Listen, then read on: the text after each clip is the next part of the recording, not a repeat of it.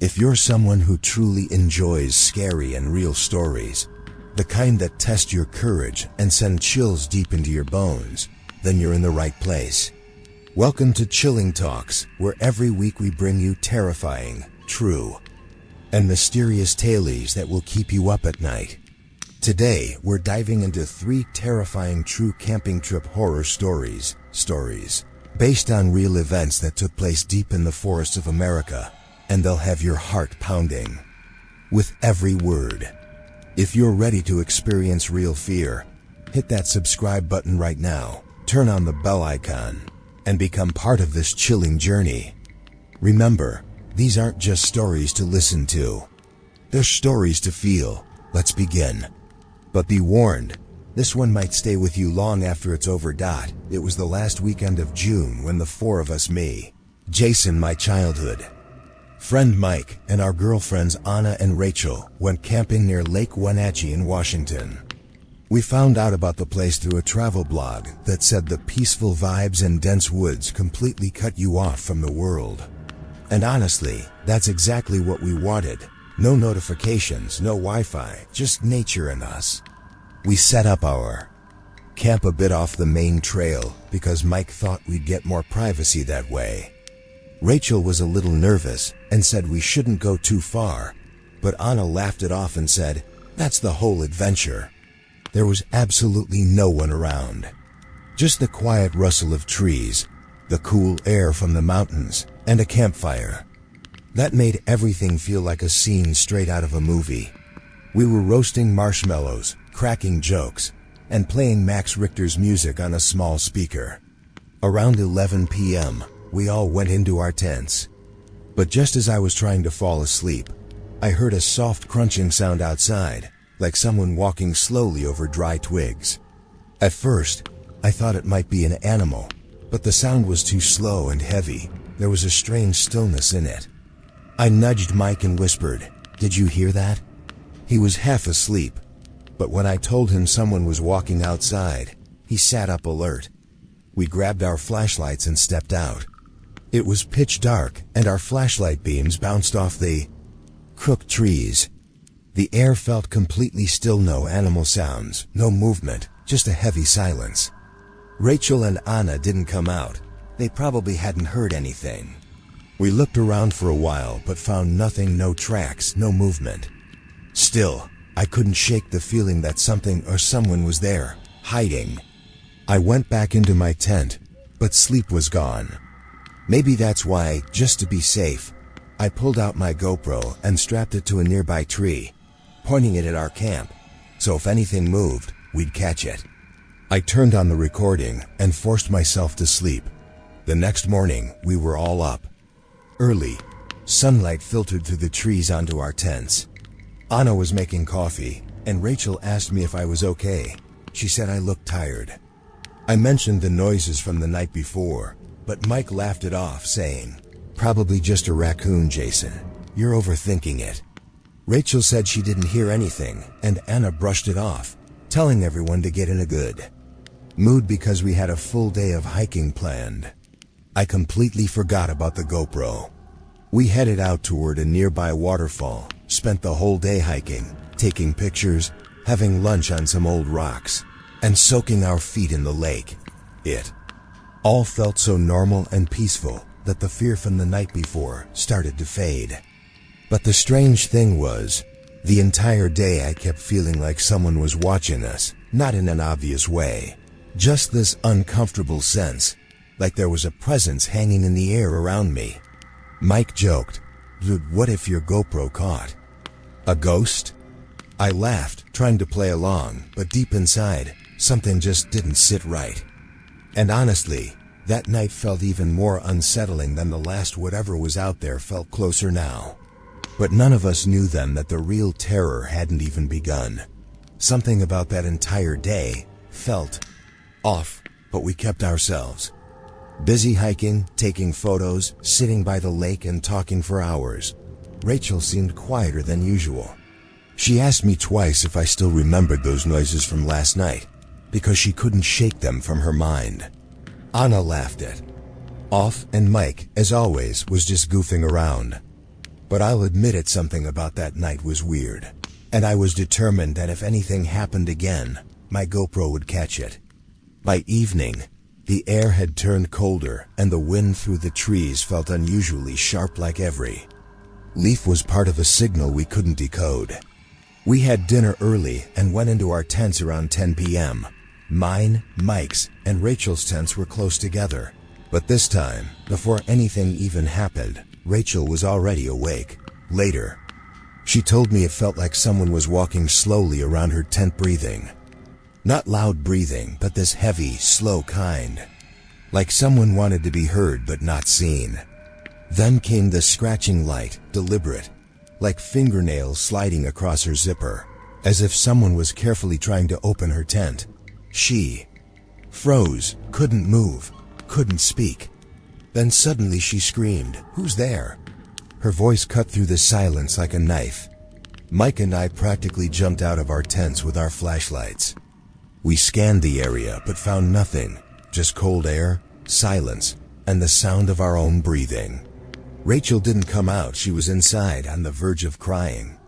Anna was trying to calm her down. Mike said, "Probably just an animal." But his voice didn't have the same confidence anymore. No one really believed that now. There was a strange silence on everyone's face, like no one wanted to admit they were scared too. I crawled back into my tent, and that's when I remembered the GoPro still tied to the tree, recording. But in that darkness, I didn't have the nerve to check it. I decided I'd look first thing in the morning. When we woke up, we were all exhausted, drained. Rachel said she couldn't stay there another night. I grabbed the camera and checked the footage on my laptop. The early hours looked normal, us around the fire, goofing off. Then darkness. The camera just showing trees and the silhouettes of our tents. But then, at exactly 3:47 a.m., something moved. From between the trees, a figure emerged. A man. Shirtless. Wearing some kind of disturbing flesh-colored mask like rotten leather stretched over his face. He walked calmly, silently, toward our tents. He stopped near Rachel's, slowly reached down and touched her zipper. His fingers were long, filthy, and there was something stuck under the nails. Then he crouched there for a moment, just sitting, as if he was waiting for something. His face was still hidden. Then he stood up, looked around, then directly into the camera, as if he knew it was recording. His eyes didn't show, just dark holes in that lifeless mask. He wandered around for nearly 5 minutes, circling the tents, sometimes looking into the woods, sometimes standing still, completely silent. At one point, he was just 5 feet from the camera. His body looked light as air, but there was something heavy about his presence. Then suddenly, he was gone. Just like that. Like the darkness swallowed him whole. I sat there staring at the screen, frozen. My fingers didn't even move. When I showed the footage to Mike, Anna, and Rachel, no one spoke. Rachel's eyes welled up. Anna looked completely pale. Mike tried to keep it together, but I could see his hands shaking. No one had an excuse anymore. This wasn't an animal.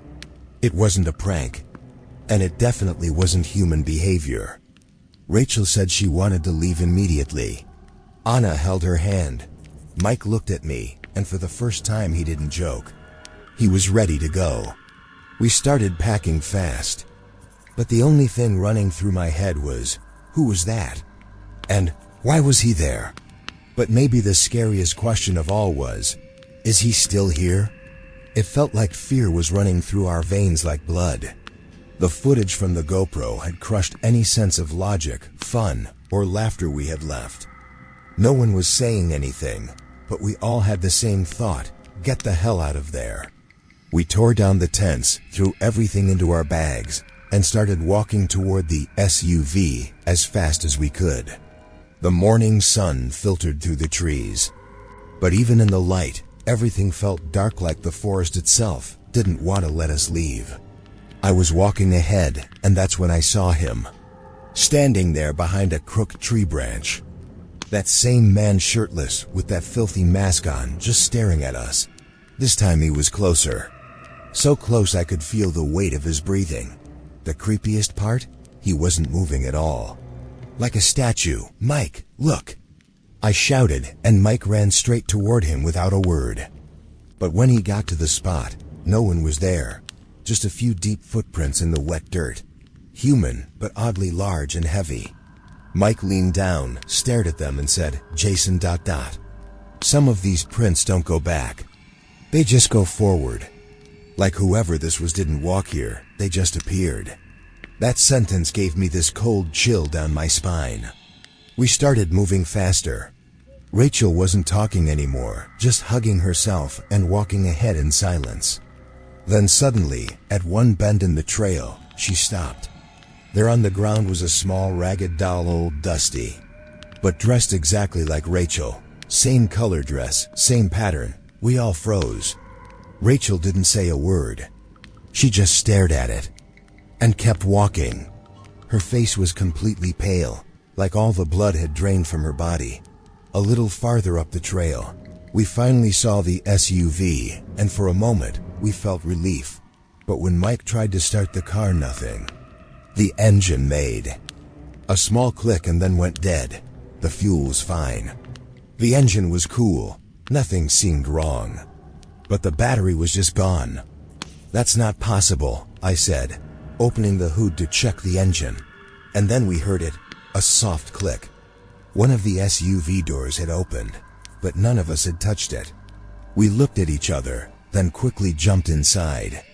Mike turned the key again, and this time the car started. We didn't look back, we just drove toward the forest exit as fast as we could.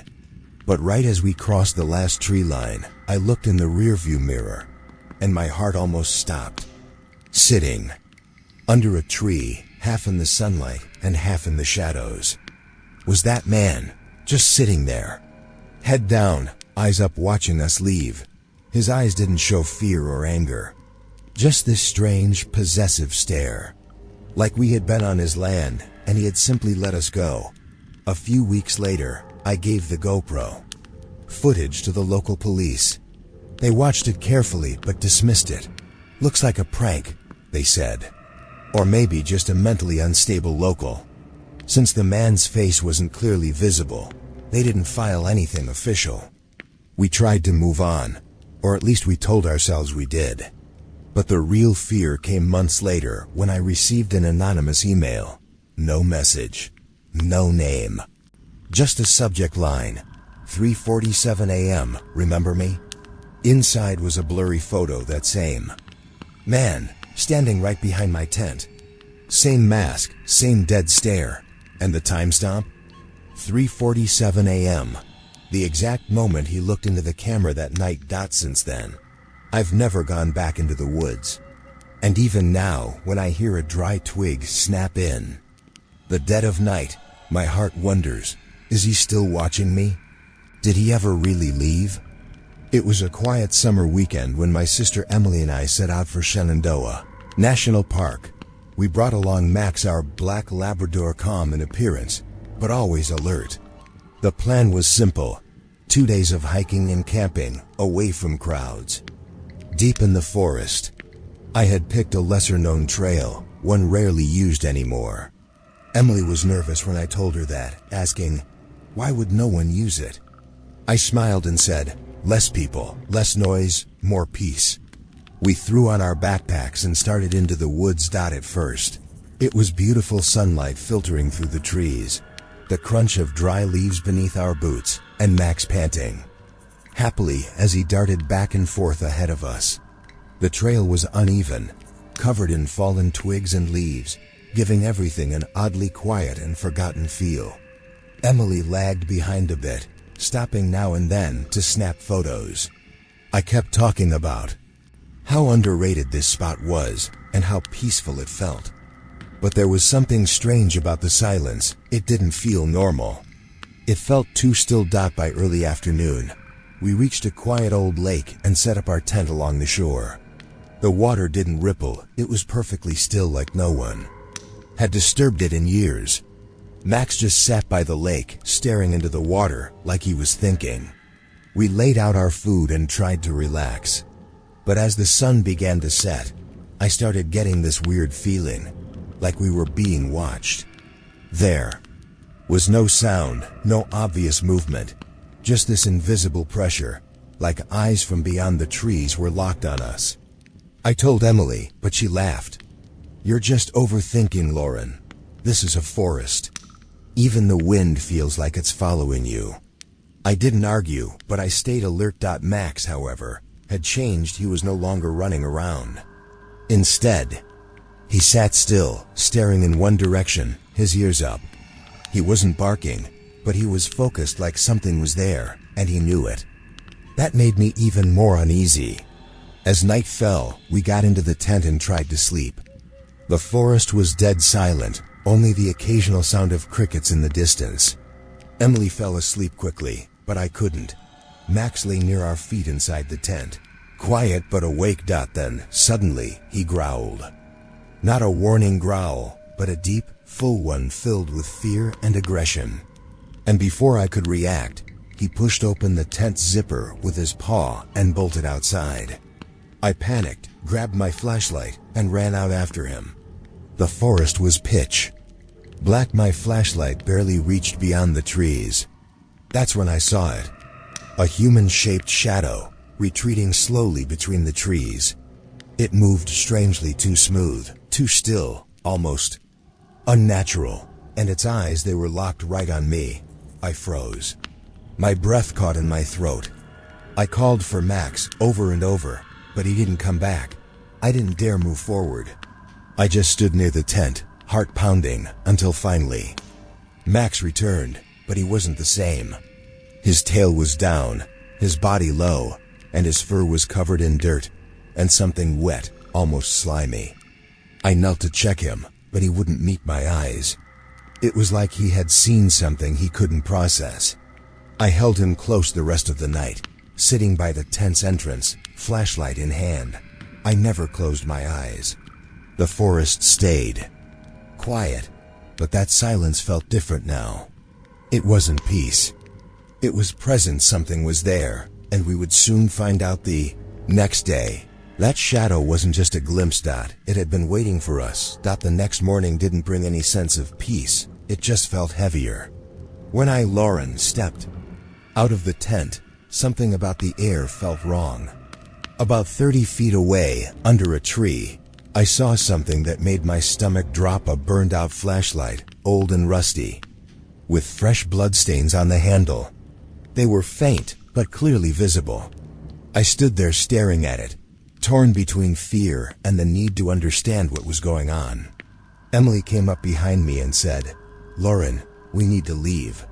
Something's not right here." I was still trying to rationalize it. Maybe someone was hurt and left it as a sign, hoping for help. So I told her, "Let's just head back along the trail. If someone's out here, we might be able to help." As we made our way back, everything around us felt off. Normally, you'd hear birds chirping, leaves rustling in the wind, or the usual forest sounds. But that day, there was nothing. Just silence. It wasn't peaceful silence, it was suffocating, like the woods were holding their breath. Max kept growling, low and steady, staring into the trees like he could see something we couldn't. Then, suddenly, he bolted off the path. We chased after him and found him near a pile of old, tattered clothing, so worn out it looked like someone had been living out here for months. Emily's face went pale. "Lauren, this is someone's stuff. Someone's been out here for a long time." We stared at each other, fear and confusion written all over our faces. As we approached the last bend in the trail that led to the parking lot, something else stopped us dead in our tracks. Sitting right in the middle of the path was a small wooden carving of a woman, and the face, it looked exactly like me. The carving had thick knife marks carved into the chest that said in all caps, "Stay." Like a warning, or maybe a command. My stomach twisted. Max started barking like crazy and wouldn't go anywhere near the statue. He backed away slowly like he knew he wasn't supposed to cross that spot. I snapped. I kicked the statue hard. and took off running toward the parking lot with Emily right behind me.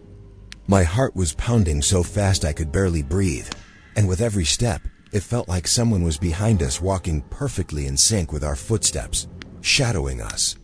I kept looking over my shoulder, but no one was there. Still, that feeling didn't leave. It clung to me like something unseen was moving with us.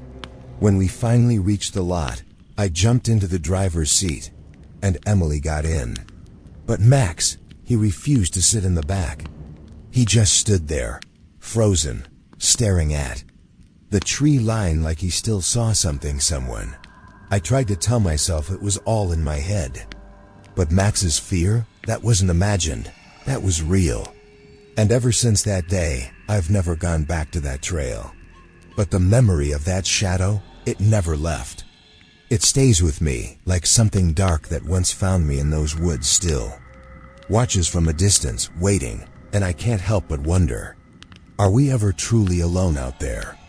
That day, as Lauren and I drove our SUV out of Shenandoah National Park, something happened that I still can't forget. Right at the entrance of the trail, where we had knocked over that creepy wooden figure, it was standing there again. I screamed. It wasn't there before. And Lauren immediately pressed harder on the gas. I asked her what that thing even was, but she didn't answer. Her face had this blank, distant look like she was deep in thought or trying to make sense of something that couldn't be explained. When we got home, Lauren went straight to her laptop and started digging into old news about the trail and missing persons. That's when she found a report from 2012 about a woman named Larva Jenkins who went missing under mysterious circumstances. The creepy part? She looked almost identical to Lauren, and she disappeared from the exact same trail. Lauren just stared at the screen, her face going pale. A few days later, a package arrived at Lauren's house. No return address. Inside was the same wooden carving, but this time, its face was twisted into a grotesque expression, and across it, in thick black letters, were the words, "Welcome home." That night I had a nightmare. I was back on the trail, all alone. I heard Lauren's voice calling me through the trees. I turned and there she was.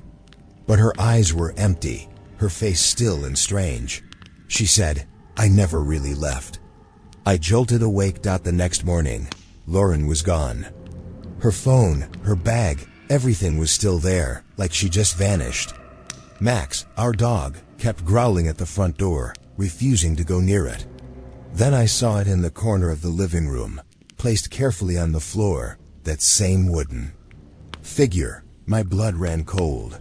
And as if this nightmare couldn't get any worse, someone spotted something later that week. Back at the trail where the first figure had stood, there were now two. One looked like Lauren. The other looked exactly like me. It felt like this story wasn't over. In fact, it was only beginning. Now I'm left wondering, did Lauren ever really leave those woods? Or had she become something else, something watching from the trees, and am I next? This isn't just a creepy story anymore, it's a warning. Every time I look at the forest, searching for peace, I wonder, what if the next shadow is meant to be me? It was one of those foggy mornings deep in the Black Hills forest when my older brother Nick, and our childhood friend Tony first stepped into that silent stretch of woods.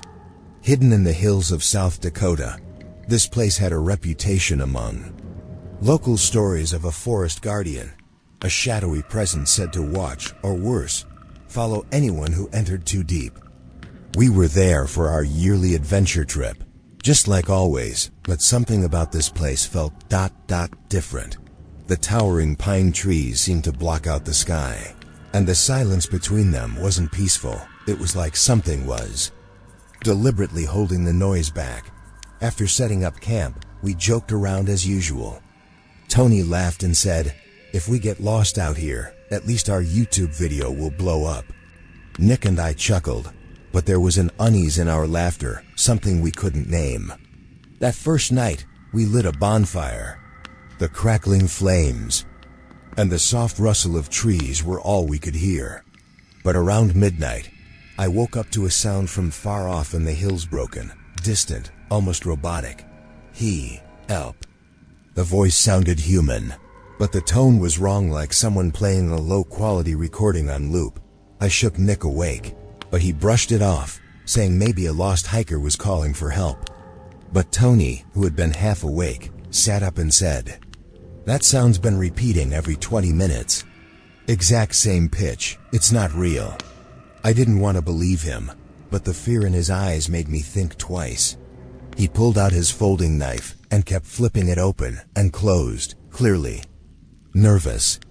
I decided that the next night, I'd set up a tripod with a camera to catch where those sounds were coming from. Nick joked again, "Well, if something does happen, at least we'll go viral." The next morning, as we hiked toward one of the nearby trails, we started noticing strange marks on the trees, burnt wooden fragments with upside-down triangles carved into them. Tony said they resembled warding marks used by locals, believed to summon or block evil spirits. But these didn't feel like protection, these felt like warnings. The air around those symbols was suddenly colder, heavier, like the forest was trying to whisper something we couldn't quite hear. It was like those symbols were a part of something ancient and dark left behind, not to guide us, but to frighten us into leaving. As the day passed, the silence of the forest started to feel alive. Every step we took echoed like we were walking across something sacred or forbidden. That voice from the night before haunted our thoughts. Were we actually hearing a person? Or was it something else, something trying to warn us to leave? From that night on, none of us slept well. Every breath carried a quiet dread, and the deeper we stayed, the more it felt like we weren't alone. We kept asking the same question, over and over in our minds. Was someone really out there?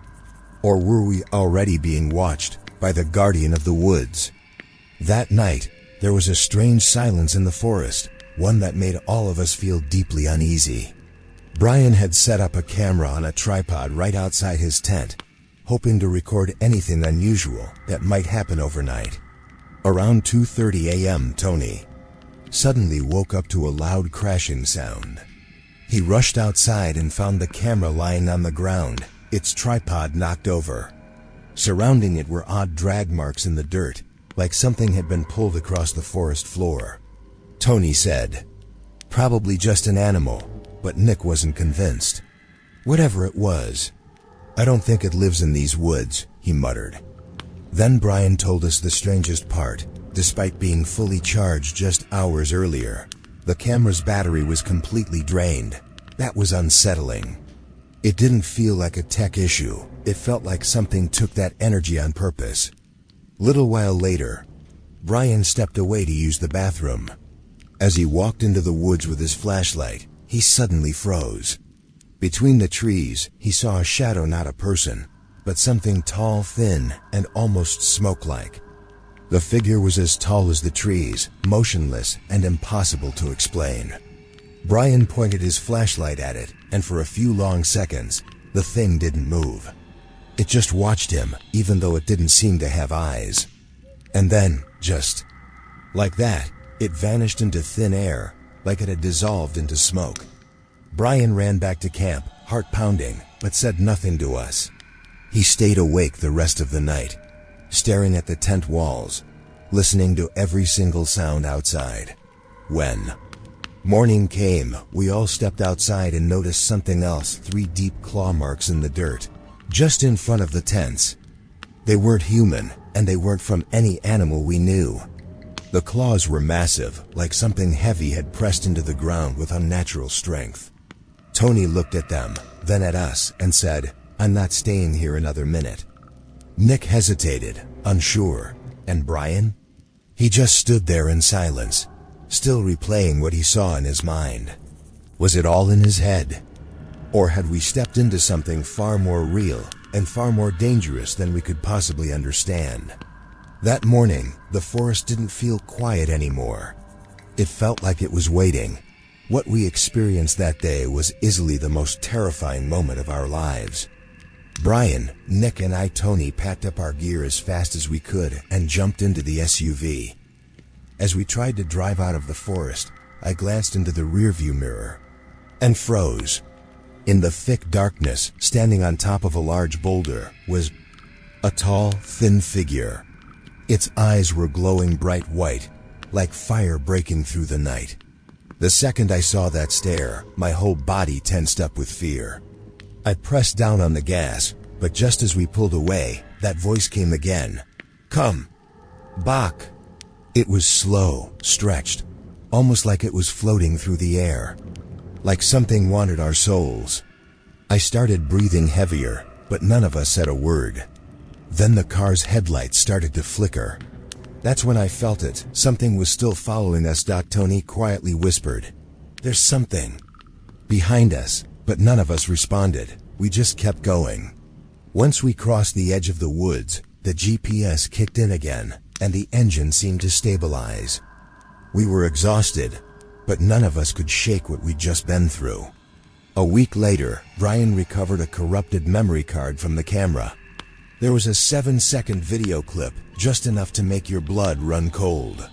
A shadowy figure was walking slowly around the tents. But its shadow wasn't normal. It looked 3 times larger than it should have. And just before the footage cut off, the figure looked directly into the camera. Its eyes, they were horrifying. Then the camera suddenly dropped, like it had been knocked over on purpose, as if it didn't want to be filmed anymore. Months later, Brian got an email from the Forest Service. It said, "Please confirm your spring visit to the Black Hills. We found something unusual near your campsite." Attached was a blurry photo. In the frame, that same figure was standing near our tent. Below it, someone had left a blood-stained note. Written in black ink were the words, "I'm with you now." That message broke something inside all of us. The fear didn't leave after the trip. It followed us home. The nights, the voices, the shadow, they all became a part of us. And the worst part? We didn't know if the nightmare was truly over. That shadow, it could be anywhere, hiding, watching, waiting. The story doesn't feel finished. It feels like a dark presence is still lingering, with one question hanging in the air. Did we really escape? Or is it with us now, breathing in every pause of our lives? That was today's story. 3 terrifying true camping trip horror stories. A chilling reminder that real fear might be hiding closer than we think. If you enjoy true horror stories that send chills down your spine and make you question every shadow around you, then make sure to subscribe to Chilling Talks. Every week, we bring you real, unsettling, and mysterious stories that push the limits of courage and curiosity. Don't miss your chance to face the fear. Hit that bell icon so you're the first to know when a new video drops. Share this story with your friends so they too can experience the darkness that sometimes walks among us. And always remember, in the silence of the woods, you're never truly alone. Stay connected with Chilling Talks, because the journey into fear begins right here.